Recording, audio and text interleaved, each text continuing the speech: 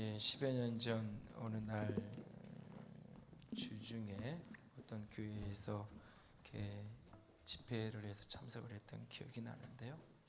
그때 이 찬양을 모르고 있을 때 처음 이 찬양 고백하면서 참 깊은 내면의 울림이 있었던 그날이 스쳐갑니다. 우리가 주님 앞에 설 수 있고 주님의 임재 가운데 나아가서 그분을 배울 수 있는 것은 오직 주님의 그 은혜 때문입니다. 우리가 하늘에 속한 모든 신령한 복으로 인하여 노래할 수 있는 것도 그분의 은혜요, 우리가 그리스도 안에 거할 수 있음도 주님의 은혜입니다. 그 은혜로 주님께서 우리를 예정하셨고 선택하셨고 사랑하시는 그분이 우리의 아버지가 되어 주셨습니다. 오늘 그 은혜를 이야기하면서 오늘 함께 읽었던 이 본문은 그 은혜의 본질, 그 은혜의 핵심을 우리에게 이야기하고 있습니다. 아버지께서 우리에게 주신 그 은혜의 본질, 핵심은 바로 예수 그리스도이십니다. 그의 은혜의 풍성함을 따라 예수님은 우리에게 하나님의 은혜가 되어 주셨습니다. 우리에게 은혜가 되기 위해서 예수님은 친히 십자가의 자신을 제물로 내어 주셨습니다. 오늘 그 은혜를 다시 한번 깊이 묵상하며 주님 앞에 나아가는 이 시간이 되기를 원합니다. 그리스도 안에서 내가 은혜 받은 자요, 그 은혜 아래 산다는 것은 어떤 의미일까요? 첫 번째로 그 은혜는 생명값을 지불한 은혜입니다. 우리를 향한 하나님의 주님의 그 은혜는 생명의 핏값이 지불되어진 은혜입니다. 새들백교회 리고레 목사님의 개인적 경험담을 그런 책에서 이렇게 기록합니다. 어느 날 예배를 마친 후에 교회 앞마당 정원에서 이렇게 혼자 산책을 하고 있는데 그 교회의 성도인지 정확히 모르겠지만 어떤 한 분이 와서 이렇게 묻습니다. 제가 구원을 받으려면 무엇을 해야 할까요? 묻습니다. 그때 링 목사님은 이렇게 답합니다. 너무 늦었어요 라고. 그러자 약간은 장난치듯이 했던 그 말에 질문을 했던 당사자는 충격을 받으면서 잔뜩 긴장을 합니다. 목사의 입에서 그런 말이 나올 줄을 상상도 어쩌면 못했기 때문일런지 모릅니다. 아니, 너무 늦었다니요. 목사님, 그게 무슨 뜻입니까? 무슨 말입니까? 그러자 리고레 목사님은 이렇게 답을 합니다. 해야 할 일은 이미 2000년 전에 끝났습니다.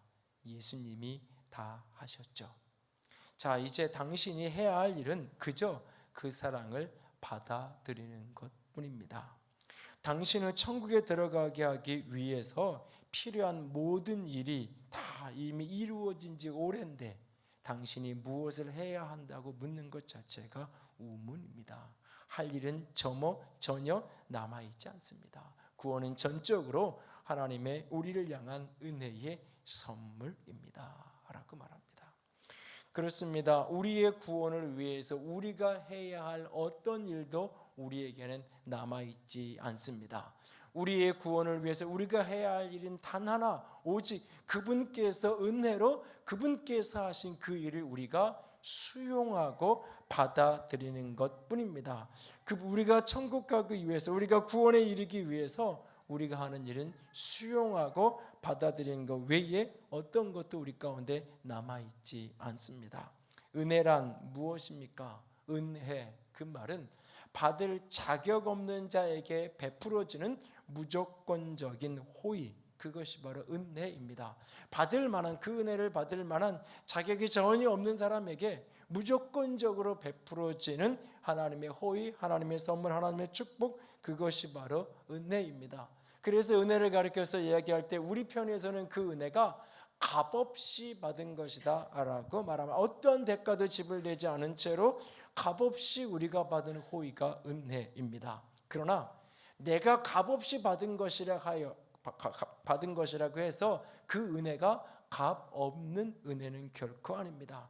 내 편에서는 그것이 값없이 받아진 은혜이지만 은혜를 베푸는 그분의 입장에서는 값진 희생의 대가가 지불되어진 것, 그것이 바로 은혜입니다. 우리에게 하나님의 값없이 은혜를 베푸시기 위해서 하늘 아버지는 아들을 내어주셔야만 했고, 그 아들 예수님은 십자가에서 물과 피를 다 쏟으셔야만 했습니다. 그래서 은혜는 헤아릴 수 없는 생명값이 지불되어진 결과, 그것이 바로 은혜입니다. 그래서 본문 7절은 그 은혜의 풍성함을 따라 그의 피로 말미암아라고 말씀하고 있는 것입니다. 우리를 향한 그 은혜의 풍성함은 예수 그리스도의 피로 말미암아 그 피값이 지불되어진 결과로 우리가 은혜를 입었던 것입니다. 내 입장에서는 값없이 받은 것이지만 우리 주님 입장에서는 피값이, 생명값이 지불되어진 은혜입니다.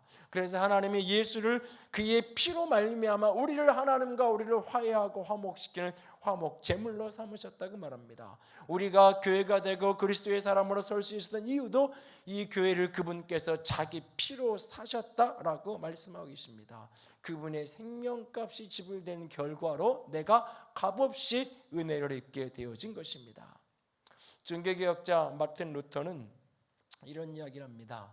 성경을 걸레를 짜듯이 성경을 꼭 짜면 거기에서 핏방울이 뚝뚝뚝 떨어질 것이라고요. 왜냐하면 성경은 피에 대한 이야기를 시작해서 피에 대한 이야기로 맞춰지고 있기 때문에. 창세기 3장에 인간의 범죄와 더불어서 하나님은 범죄한 인간의 수치와 부끄러움을 가리기 위한 그 구원의 상징으로 가죽옷을 허락합니다. 인간이 벌거벗은 것이 수치스럽고 부끄러워서 그것을 스스로 가려보려고 하지만 가릴 수가 없었어요. 하나님은 한 생명을 희생시키시고 그 피를 흘리시고 그 가죽으로 옷을 지어서 인간의 수치와 허물을, 부끄러움을 가려주시는 것을 보게 됩니다. 살아있는 생명이 죽임당함으로 말미암아 아담과 하와의 수치와 허물을 가릴 수 있는 옷이 만들어진 거예요. 그 첫 죽음의 피 흘림, 인간의 범죄를 위한 하나님의 은혜의 상징으로 시작이 됩니다.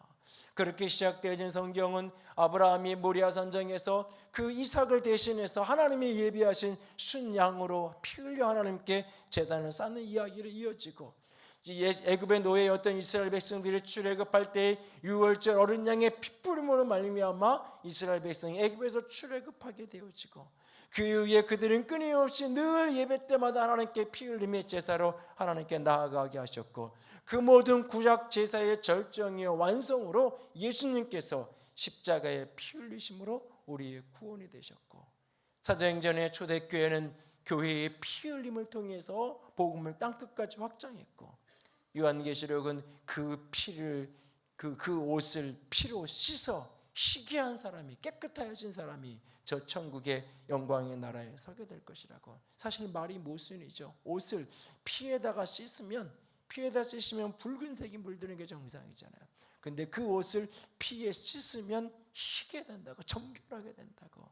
그런 백성들이 새하늘과 새 땅, 저 천국 백성이 될 것이라고 계시록은 우리에게 가르쳐주고 있어요.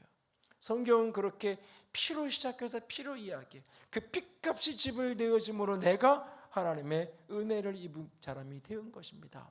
피 흘림으로 말미암아 아담과 하와의 벌거벗음이 가려질 수 있었고, 피 흘림으로 말미암아 이삭이 살 수 있었고, 피 흘림으로 말미암아 이스라엘이 애굽에서 구원받을 수 있었고, 예수님의 그 피 흘림으로 우리가 나음을 입고 구원의 길이 열려진 것입니다.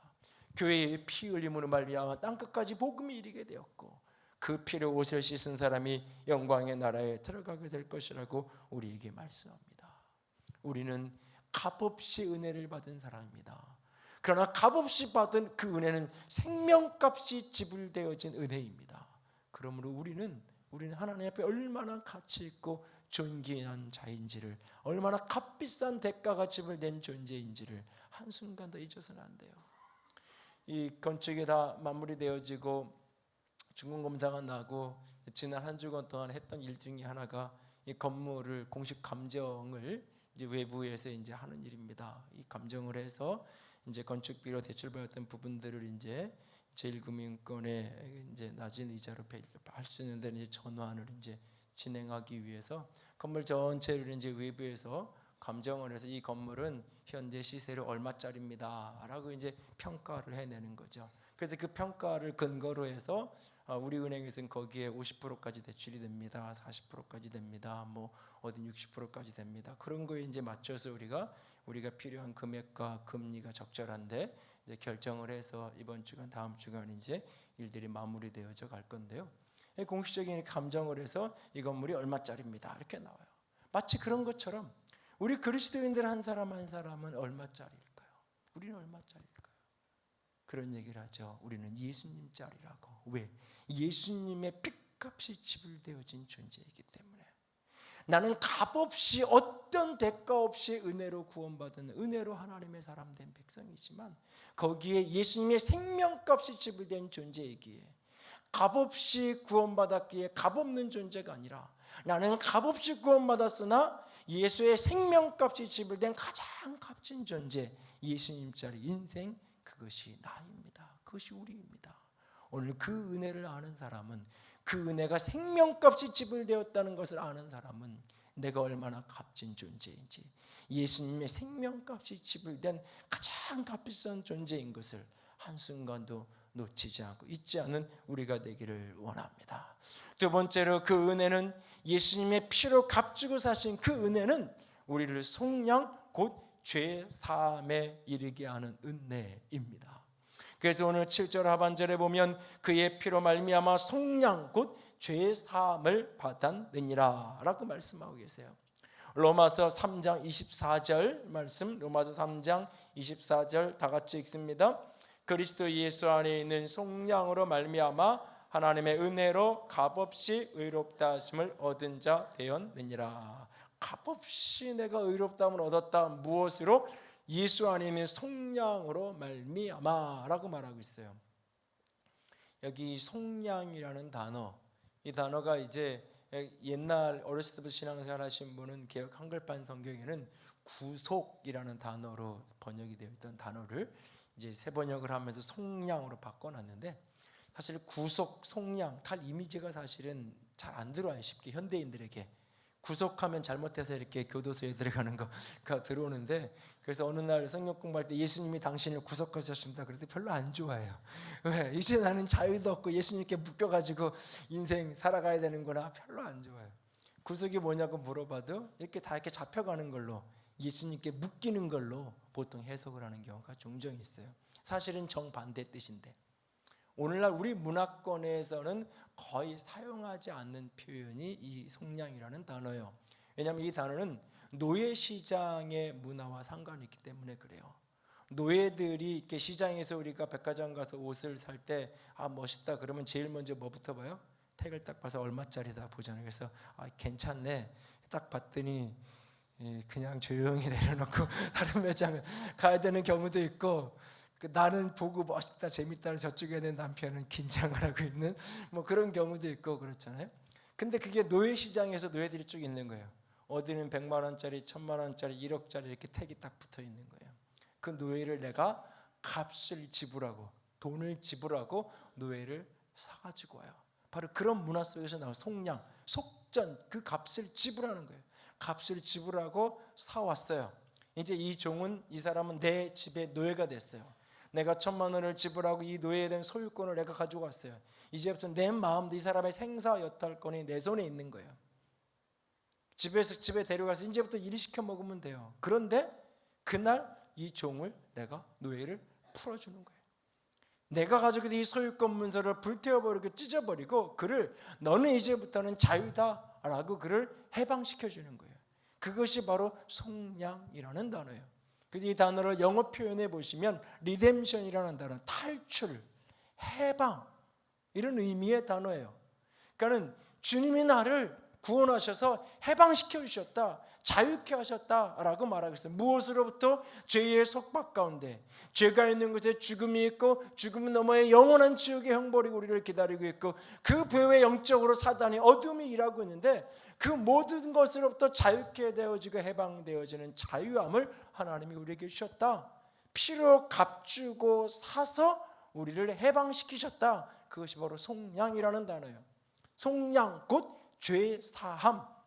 내 모든 죄가 씻겨지게 해결됐다. 죄에 묶여서 노예 생활하던 나를 그 값을 치르시고 십자가의 생명값을 치르시고 죄의 권세로부터 우리를 자유케 하시고 해방시키시고 회복시키셨다라고 말하고 있어요. 그런데 여기 이 죄 사함이라는 표현도 많은 분들이 조금 이렇게 오해해요. 어떻게 오해하냐면 이렇게 친구랑 이렇게 관계 속에서 내가 뭔가 잘못을 했어요. 잘못을 해서 이렇게 친구한테 미안하다고 사과를 했어요. 그랬더니 친구가 그래 내가 용서해 줄게. 그럴 수도 있는 거지 라고 용서해 줬어요. 용서했다고 이야기해요. 근데 그 다음날 카톡하면 답장이 잘 안 와요. 용서했대요. 그 다음날 같이 점심 먹자 그래도 약속 있어 별로 시큰둥해요. 용서했는데 그 사람의 반응이 별로 좋지 않아요. 그 사람은 어떻게 생각하냐면 반대 사람은 내가 용서했어요. 용서했지만 너는 조금 벌을 받아야 돼. 용서했지만 나는 너 관계 지속하는 거 좀 불편해.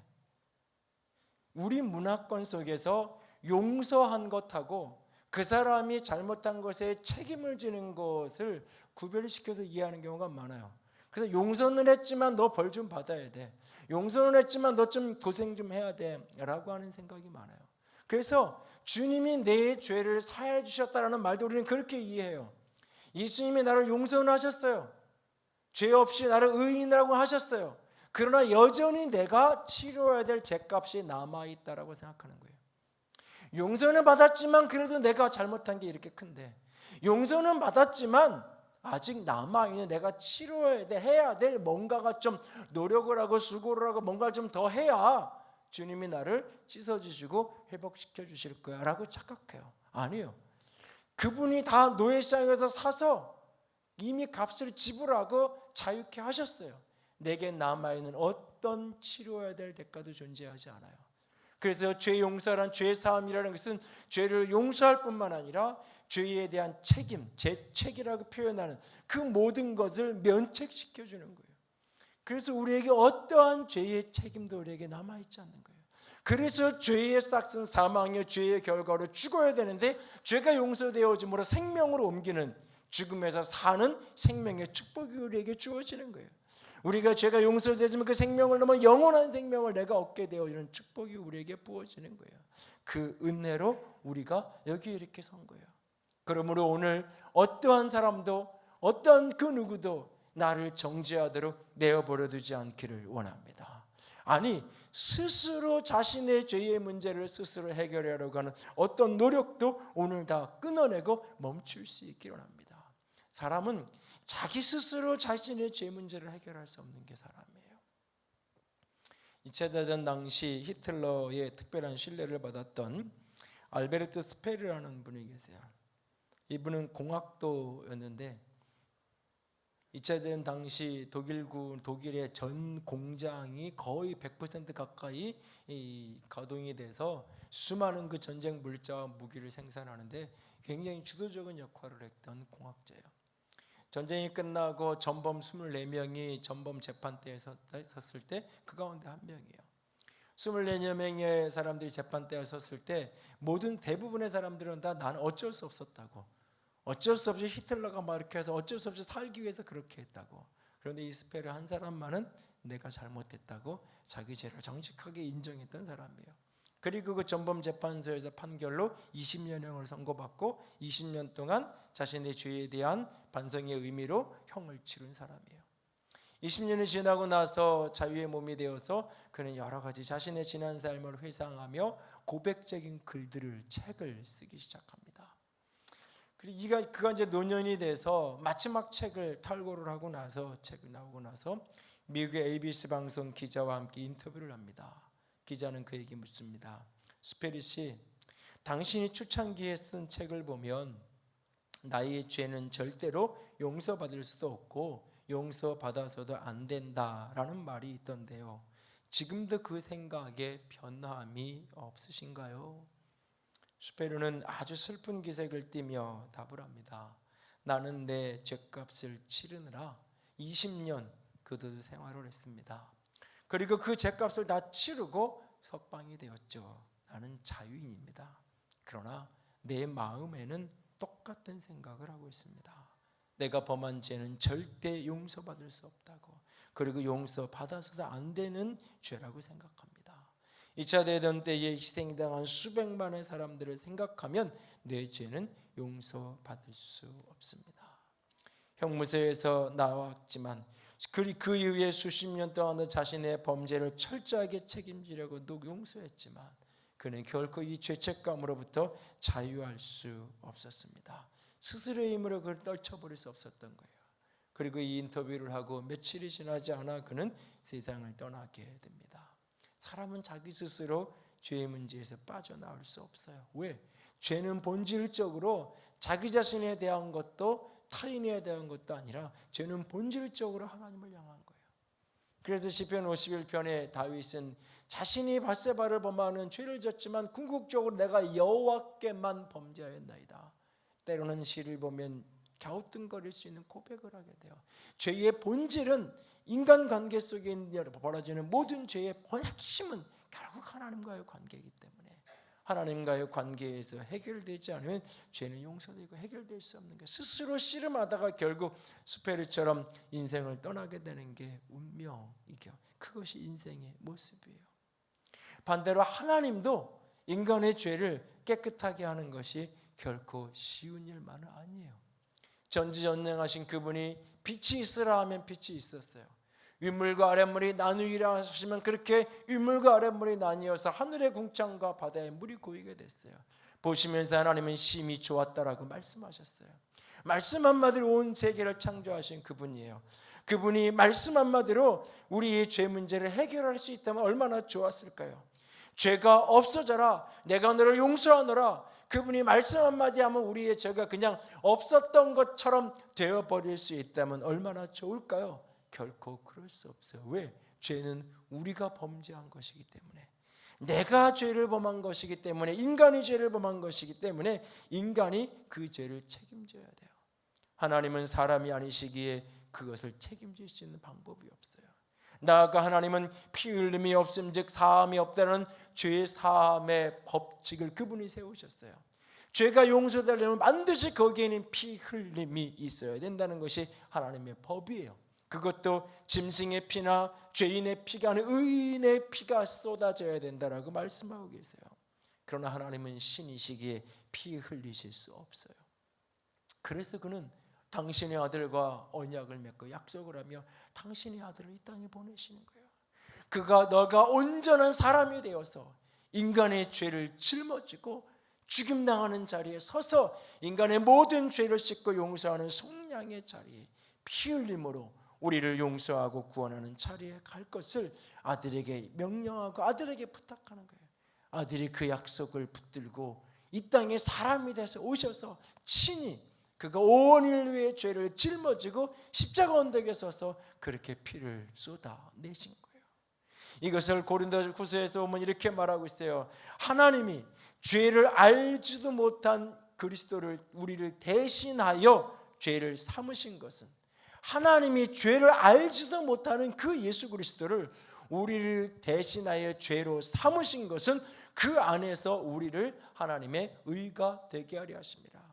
이것을 정교역자 마틴 루터는 자리를 바꾼다, 즐거운 교환이 이루어진다, 자리 바꿈이라는 개념을 써요.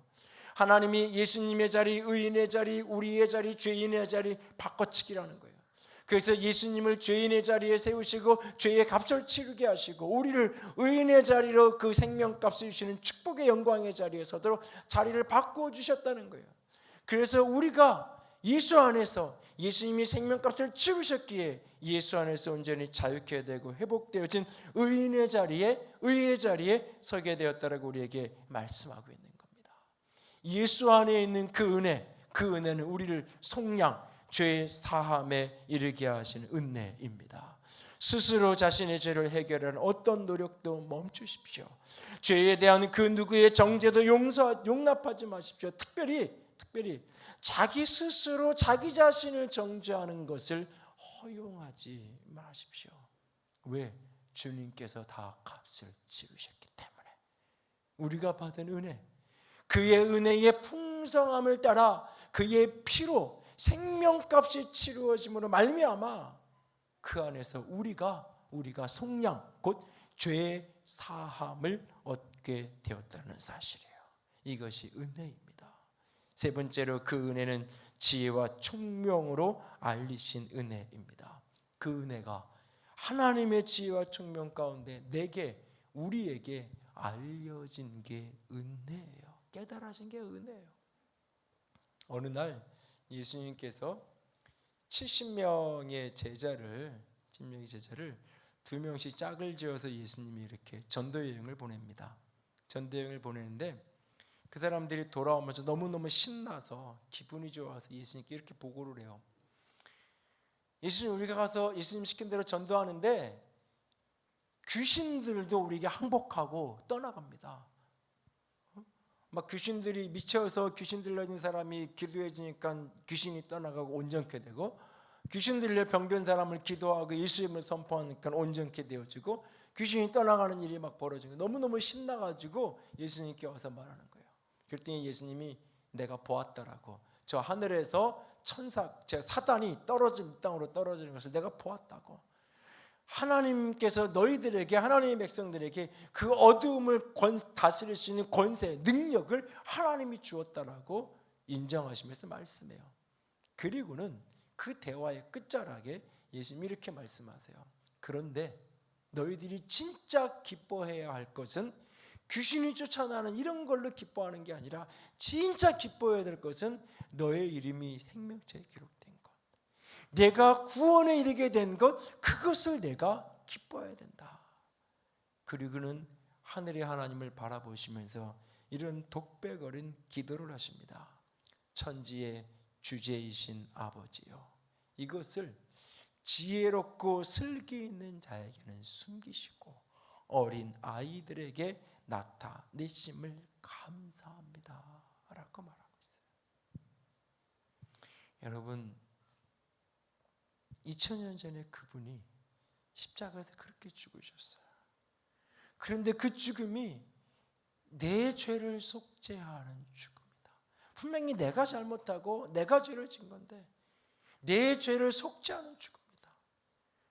그리고 나의 죽음을 뛰어넘어서 그분이 나를 영원한 생명으로 이끌어 주실 것이다. 이 단순한 십자가의 복음이 나를 위한 구원의 복음이라는 것이 알아지고 깨달아지는 게 신비해요. 여러분, 이거는 사단도 몰랐던 거예요. 예수님의 십자가의 죽음이 우리의 죄를 용서하고 우리를 죄로부터 구원하고 영원한 생명의 구원을 가져오는 신비, 비밀, 그것이었는지를 사단이 알았다면 예수님이 십자가의 길을 어떤 수단을 통해서라도 그는 막았을 거예요. 그는 몰랐어요. 예수님을 십자가에 죽기만 하면, 이 세상에 오신 하나님의 아들 예수를 없애버리면 자신이 이기고 자신이 승리하는 것이라고 착각했어요. 그렇게 알았어요. 그래서 수단과 방법을 다 동원해서 예수를 십자가의 죽음으로 몰아갔어요. 사단조차도 알지 못했어요. 당대의 최고의 그리스 로마의 철학자들도, 이스라엘의 수많은 성경학자들, 학교들도 알지 못했어요. 십자가가 우리의 죄를 용서하는 것이요, 십자가의 죽으심으로 피 흘림으로 내가 의롭게 되어지고 하나님의 아들과 구원의 백성이 될 수 있는 그 신비의 문이 열린다는 그 비밀, 그 사도는 종종, 사도 바울은 복음 서신서에 비밀이라는 단어를 써요. 그리스도가 하나님의 비밀이었다라고 말해요. 예수가 십자가에 죽으심으로 나를 구원한 것이 하나님의 비밀이었다고요. 사단에게조차도 감추어졌던 비밀, 이것이 오늘 내게 알아지고 내가 깨닫고, 그 십자가의 죽음이 나를 위한 거였구나. 예수님을 믿을 때에 내 모든 죄가 용서되어지고 어떤 죄책도 내게 남아있지 않구나. 그러므로 내가 나를 정죄할 어떤 이유도 없고 누군가 나를 정죄하는 내가 용납해야 될 이유도 없구나. 이것이 알아지고 깨달아지고 믿어지는 게 신비예요. 이것이 은혜예요. 하나님이 은혜로 부어주지 아니하시면 예배당에 수십 년을 출입하고 평생을 신앙하며 기독교인이라는 이름으로 교회는 떠나더라도 은혜를 덧입지 않은 사람은 이것이 복음으로 나를 위한 것으로 믿어지지 않아요. 그저 기독교는 하나의 문화일 뿐이에요. 서구 사람들이 태어나서 세례받으러 교회 가고, 결혼식 할 때 교회를 가고, 장례식 할 때 교회를 가고, 평생 3번 예배당을 출입하면서도 나는 크리스찬이라고, 하나님을 믿는 사람이라고 말하는 것처럼 때로 그럴 수 있는 거예요. 우리도 고등학교 1학년 중3에서 고1이 될 무렵, 어렸을 때부터 교회 안에서 자랐고 신앙의 개념들을 많이 듣긴 했죠. 그러나 그 무렵 청소년부 담당 전사님이 성경 공부를 하자 그래서 대학생들이 다루는 CCC 교재를 가지고 토요일날 오후 시간에 한 3시간 4시간 모여가지고 성경을 나누겠다고 신청을 하라 그래서 같이 모여서 성경 공부를 했던 기억이 나요. 그때 대여섯 명이 같이 성경을 공부하고 나누면서 그 말씀 속에서 진짜 그분이 나를 위해 죽었다는 사실이, 그것이 내 죽음이고 내 자리바꿈을 한 나를 위한 구원의 사건이라는 것이 진정 마음으로 알아지고 깨달아지고 믿어지고 그것을 받아들이면서 결단했던 기억이 나요. 그때 같이 공부하고 나눴던 친구 중에 한 분이 우리 교회도 간혹 오시는 윤 목사님이랑 몇 명 친구들이 같이 있는데 오늘도 가슴으로 기억해요. 그냥 교회를 다니던 한 어린 소년이, 학생이 그 몇 시간의 성경 공부를 몇 주를 같이 나누면서 그 속에서 이게 나를 위한 것이구나, 머리로 그렇대 라고 공부해서 하는 게 아니라 이것이 마음으로 그래 맞아, 그 십자가가 나를 위한 거였어 하고 가슴으로 믿어지고 알아지는 그 은혜, 동일한 은혜가 우리 가운데 부어질 수 있기를 원합니다. 그것이 깨달아지고 알아지는 것이 은혜입니다. 그의 은혜의 풍성함을 따라, 그 하나님의 예수 그리스도의 그 은혜의 풍성함을 따라 그의 피로 예수 그리스도의 생명값이 지불됨으로 말미암아 내가 해방의 자유함의 성령의 죄의 사함에 이르게 되었다는 이 은혜, 이것이 알아지고 이 은혜 속에 내가 예수님 자리에 가치 있는 값 있는 존재, 그 누구도 그 어떤 것도 나를 정죄할 수 없는 참된 자유한 생명임을 오늘도 확신하며 인생길을 은혜 속에서 걸어갈 수 있기를 원합니다. 자신의 인생에 너무너무나 수치스러운 몇몇 일들을 가슴에 안고 씨름하던 한 여인, 그가 그 수치스러운 아픔 속에서 해안가를 걸어 내려갑니다. 바닷가불에 손을 대며 그 손을 대면서 그 안에 바닷가를 거닐어 봅니다. 그의 손에는 모래가 이렇게 저렇게 남아 있습니다. 그 순간 그 바닷가에 홀로 선 여인에게 주님께서 말씀하시기 시작합니다. 주님과의 짧은 대화가, 내면의 대화가 오갑니다. 그때 주님이 이렇게 말씀하십니다. 내 손바닥에 남은 모래알이 보이니 그것을 너의 수치스러움과 죄라고 하자. 내 앞에 있는 저 거대한 바닷물이 보이니 그것은 너를 향한 은혜의 사랑이란다. 내가 바다에 손을 담그고 바닷물과 악수하면 내 손에 묻은 모든 것이 쓸려나가지 너는 그 모래를 다시 그 바다에서 찾을 수 있겠니? 그럴 수 없단다. 그 모래를 다시 가져올 수 있겠니? 그럴 수 없단다. 이거 이제부터는 너의 선택에 달려있어. 너는 다시 일어나지 않았으면 좋았다고 생각하는 그 수치스러움과 죄를 내 손아귀에 움켜쥔 채로 비참한 인생 전쟁함과 죄책감 속에 살 수도 있고, 그것을 저 바다와 같은 나의 은혜, 나의 사랑에 내쳐버리고 거기에 손을 씻고 자유롭게 지낼 수도 있단다. 이것은 너의 선택이란다. 왜 너를 그렇게까지 사랑하는 내 마음을 받아들이지 않고 홀로 괴로워하고 있니? 그러자 그녀는 손을 바다에 담그고 손에 있던 모래를 다 바닷가로 돌려보냅니다. 그렇게 내면의 깊은 확신을 갖습니다. 나는 자유로워졌어. 지금 이 순간뿐만 아니라 영원토록 말이야. 그리고 그는 당당하게 일어나 믿음의 여정을 떼어가기 시작합니다.